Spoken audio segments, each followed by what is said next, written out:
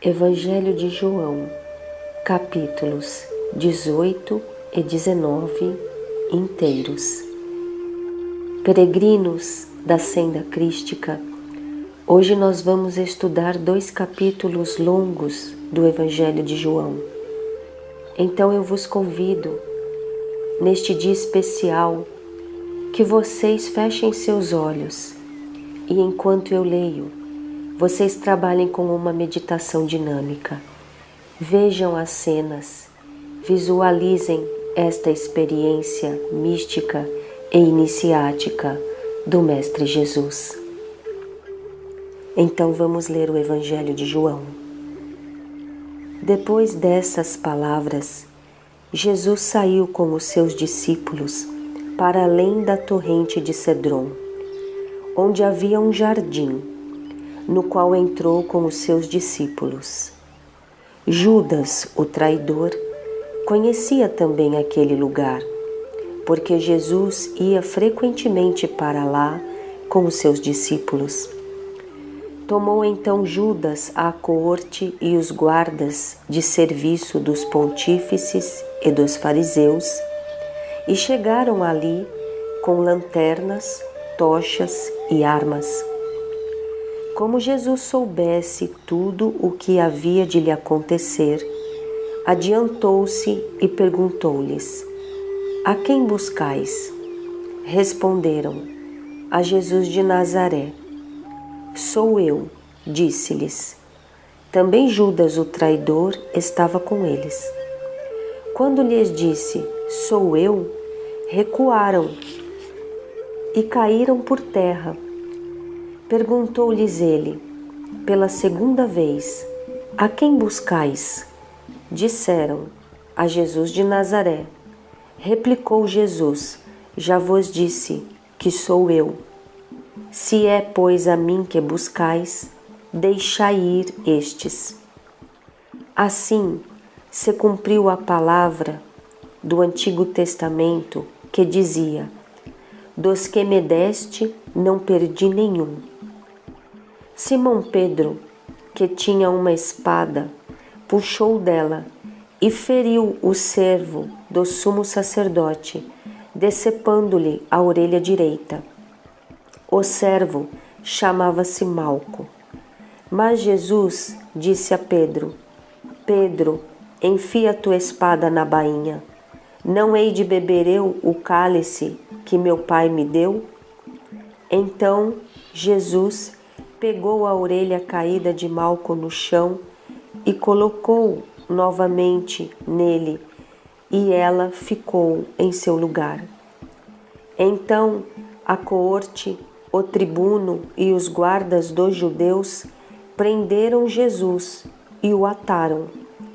Conduziram-no primeiro a Anás, por ser sogro de Caifás, que era o sumo sacerdote daquele ano. Caifás fora quem dera aos judeus o conselho: convém que um só homem morra em lugar do povo? Simão Pedro seguia Jesus e mais outro discípulo. Este discípulo era conhecido do sumo sacerdote e entrou com Jesus no pátio da casa do sumo sacerdote. Porém, Pedro ficou de fora, à porta.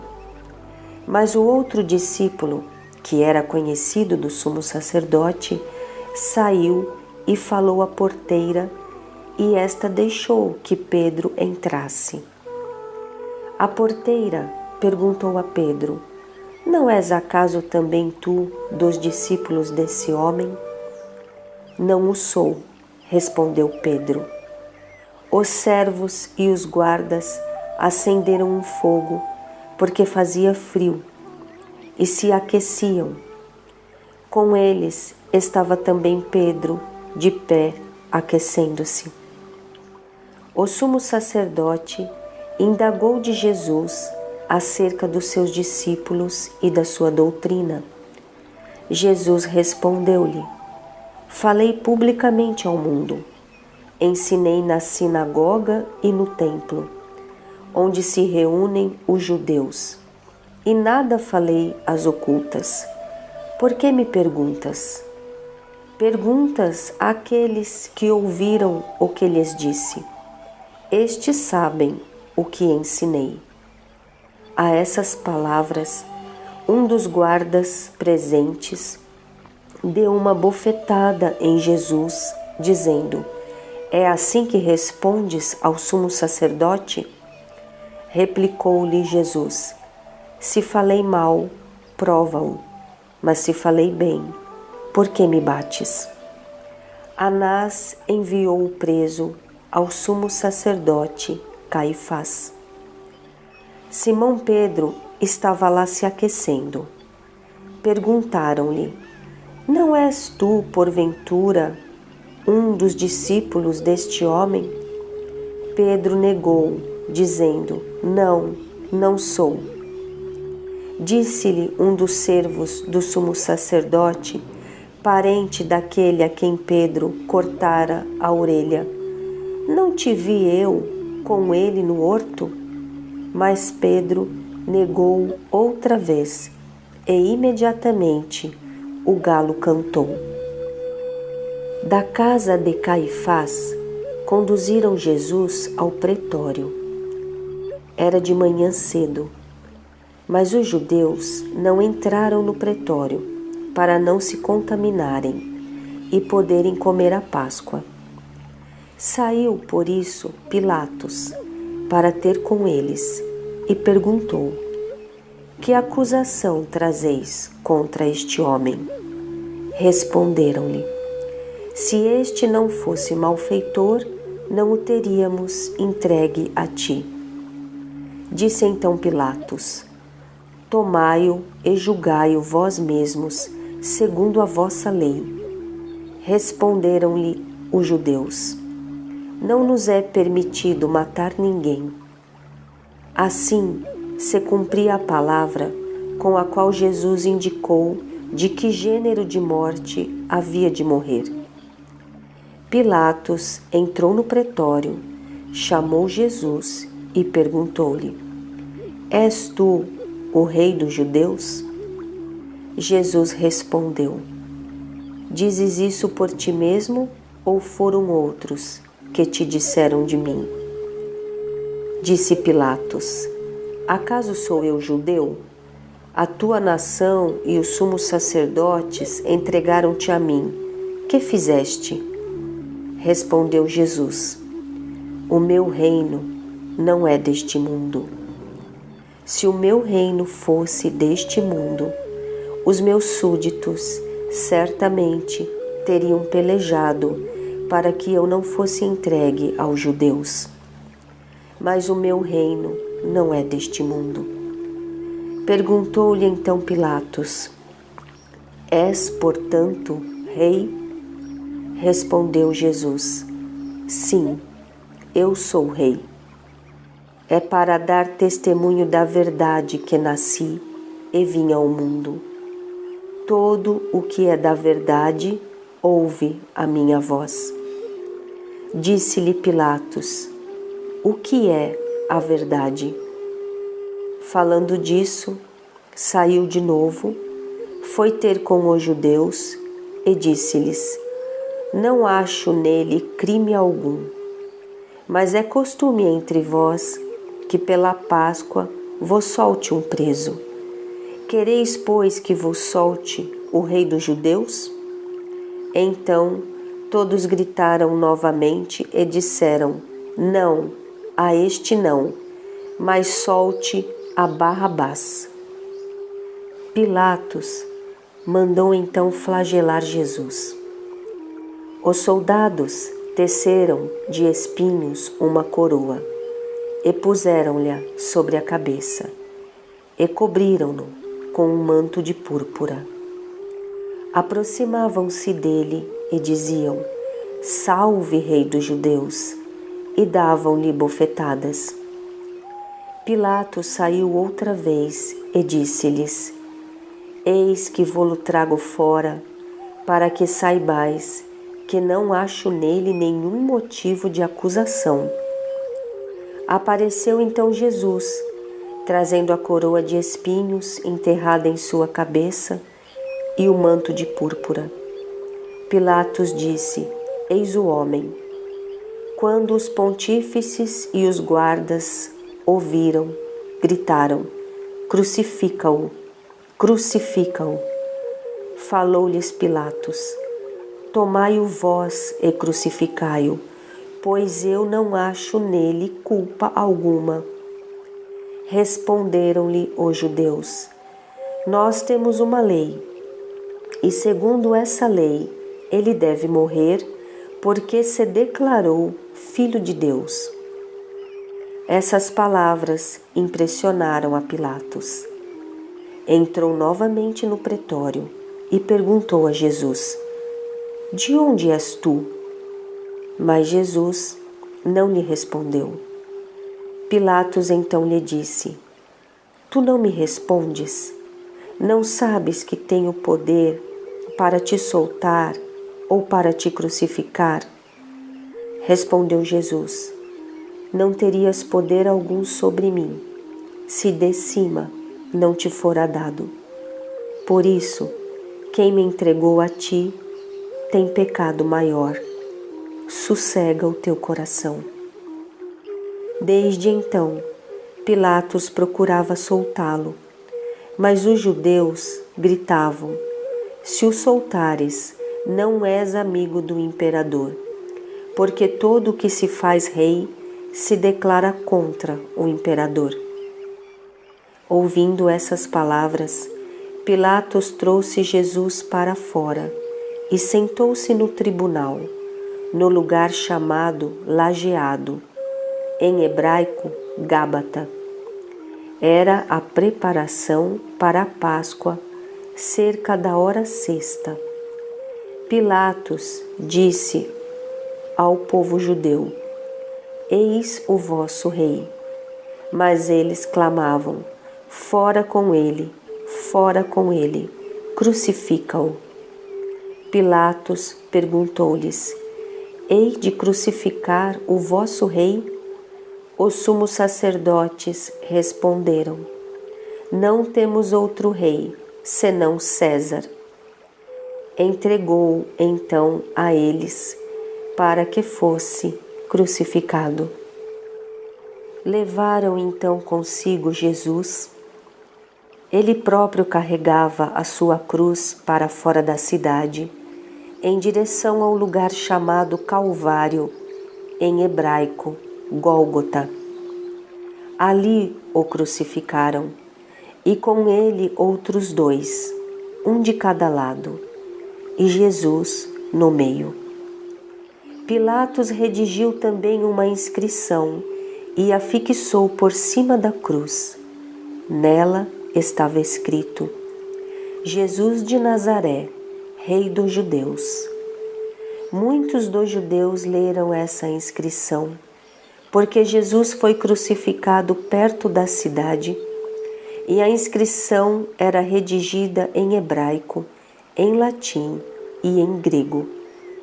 Os sumos sacerdotes dos judeus disseram a Pilatos: Não escrevas Rei dos Judeus, mas escreva: Este homem disse ser o Rei dos Judeus. Respondeu Pilatos: O que escrevi, escrevi. Depois de os soldados crucificarem Jesus, tomaram as suas vestes e fizeram delas 4 partes, uma para cada soldado. A túnica, porém, toda tecida de alto a baixo, não tinha costura. Disseram, pois, uns aos outros: Não a rasguemos, mas deitemos sobre ela a nossa sorte, para ver de quem será. Assim se cumpria a escritura que dizia: Repartiram entre si as minhas vestes e deitaram sorte sobre a minha túnica. Isso fizeram os soldados. Junto à cruz de Jesus estavam de pé sua mãe, sua irmã, a irmã de sua mãe, Maria, mulher de Cleófas, e Maria Madalena. Quando Jesus viu sua mãe e perto dela o discípulo que amava, disse à sua mãe: Mulher, eis aí o teu filho. Depois disse ao discípulo: Eis aí tua mãe. E dessa hora em diante, o discípulo a recebeu como sua mãe.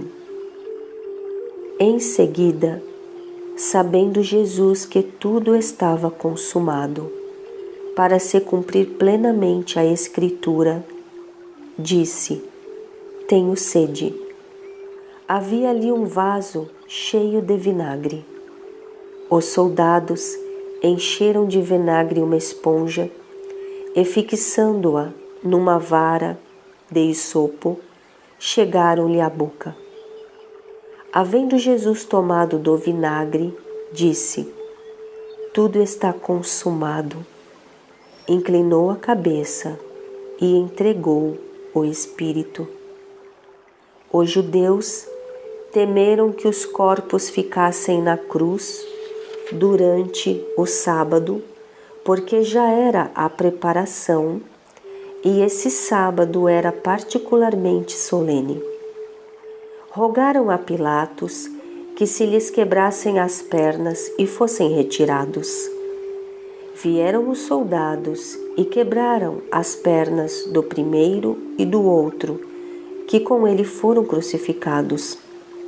Chegando, porém, a Jesus, como o vissem já morto, não lhe quebraram as pernas, mas um dos soldados abriu-lhe o lado com uma lança e imediatamente verteu sangue e água.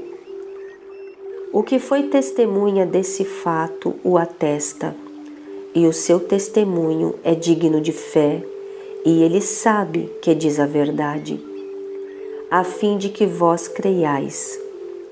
Assim se cumpriu a antiga Escritura, que diz: nenhum dos seus ossos será quebrado. E diz em outra parte a Escritura: olharão para aquele que transpassaram. Depois disso, José de Arimateia, que era discípulo de Jesus, mas ocultamente, por medo dos judeus, rogou a Pilatos a autorização para tirar o corpo de Jesus. Pilatos permitiu prontamente. Foi, pois, e tirou o corpo de Jesus. Acompanhou Nicodemos, aquele que anteriormente visitara Jesus à noite. Foram os dois, levando umas 100 libras de uma mistura de mirra e aloés. Tomaram o corpo de Jesus e envolveram-no em panos com os aromas, como os judeus costumavam sepultar. Acompanhavam-no neste trabalho as mulheres que ficaram junto com o corpo. No lugar em que ele foi crucificado havia um jardim, e no jardim havia um sepulcro novo, em que ninguém ainda fora depositado. Foi ali que depositaram Jesus por causa da preparação dos judeus e da proximidade do túmulo. Interpretação metafísica e iniciática desta passagem, uma das passagens mais místicas, mais profundas e mais transcendentes descritas no Evangelho de João. O João, que era um discípulo místico e que colocava as observações de cunho iniciático nas passagens. Para os que são devotos da escola iniciática Harmonia, nós temos ensinamentos mais profundos a respeito desta passagem, porque ela é iniciática e esses ensinamentos não podem ser dados a não ser para quem segue toda uma senda do começo ao fim para entender a vida do Mestre Jesus e o que foi que ele realmente fez. O que foi que realmente aconteceu aqui na paixão de Jesus, na sua crucificação e na sua morte, onde ele foi colocado neste sepulcro de José de Arimateia. O que foi que realmente aconteceu com todo o sangue de Jesus derramado e esse sangue que entrou pela terra, entrou pela Mãe Terra e foi vertido para o nosso planeta. Esta passagem, ela descreve para os iniciados cristãos que a partir deste momento o mundo mudou, o mundo foi transformado, nunca mais seria o mesmo, porque a partir deste momento nós tivemos o DNA divino compartilhado com o DNA humano. E este aprofundamento iniciático, místico e superior, nós iremos compartilhar com os devotos da senda crística no momento em que estudarmos a paixão de Cristo através do ponto de vista dos iniciados e dos instrutores cristãos. Amém. Exercício espiritual, prática metafísica para a nossa autorrealização. Ave Maria, cheia de graça, o Senhor é convosco. Bendita sois vós entre as mulheres, e bendito é o fruto do vosso ventre, Jesus. Santa Maria, Mãe de Deus, rogai por nós, pecadores, agora e na hora de nossa morte. Amém. Cristo Jesus, perdoai-nos e livrai-nos das cadeias da ilusão e do sofrimento. Dai-nos da tua luz e levai-nos à liberdade, nos preenchendo de amor, sabedoria e de paz. E socorrei principalmente aos nossos irmãos de todos os reinos que estejam mais necessitados da vossa misericórdia. Que teu reino divino seja vitorioso na face da terra, para todo o sempre. Amém. Pai nosso que estais no céu, santificado seja o vosso nome. Venha a nós o vosso reino. Seja feita a vossa vontade, assim na terra como é no céu. O pão nosso de cada dia nos dai hoje, Senhor. Perdoai as nossas ofensas, assim como perdoamos a quem nos tem ofendido. E não nos deixeis cair em tentação, mas livrai-nos do mal. Porque teu é o reino, teu é o poder, e tua é a glória, para todo sempre. Amém. Hoje eu vivo o ofício sagrado como o Mestre Jesus. No jardim místico do meu ser interior, eu guardo a presença do Cristo, com imensa devoção e amor. Não permito que as forças das sombras adentrem meu sagrado jardim. Meu mundo interior é a morada do Cristo em mim. Hoje eu vivo o ofício sagrado como o Mestre Jesus. No jardim místico do meu ser interior, eu guardo a presença do Cristo, com imensa devoção e amor. Não permito que as forças das sombras adentrem meu sagrado jardim. Meu mundo interior é a morada do Cristo em mim. Hoje eu vivo o ofício sagrado como o Mestre Jesus. No jardim místico do meu ser interior, eu guardo a presença do Cristo, com imensa devoção e amor. Não permito que as forças das sombras adentrem meu sagrado jardim. Meu mundo interior é a morada do Cristo em mim. Hoje eu vivo o ofício sagrado como Mestre Jesus. No jardim místico do meu ser interior, eu guardo a presença do Cristo com imensa devoção e amor. Não permito que as forças das sombras adentrem meu sagrado jardim. Meu mundo interior é a morada do Cristo em mim. Hoje eu vivo o ofício sagrado como Mestre Jesus. No jardim místico do meu ser interior, eu guardo a presença do Cristo com imensa devoção e amor. Não permito que as forças das sombras adentrem meu sagrado jardim. Meu mundo interior é a morada do Cristo em mim. Hoje eu vivo o ofício sagrado como Mestre Jesus. No jardim místico do meu ser interior, eu guardo a presença do Cristo com imensa devoção e amor. Não permito que as forças das sombras adentrem meu sagrado jardim. Meu mundo interior é a morada do Cristo em mim. Hoje eu vivo o ofício sagrado como Mestre Jesus. No jardim místico do meu ser interior, eu guardo a presença do Cristo com imensa devoção e amor. Não permito que as forças das sombras adentrem meu sagrado jardim.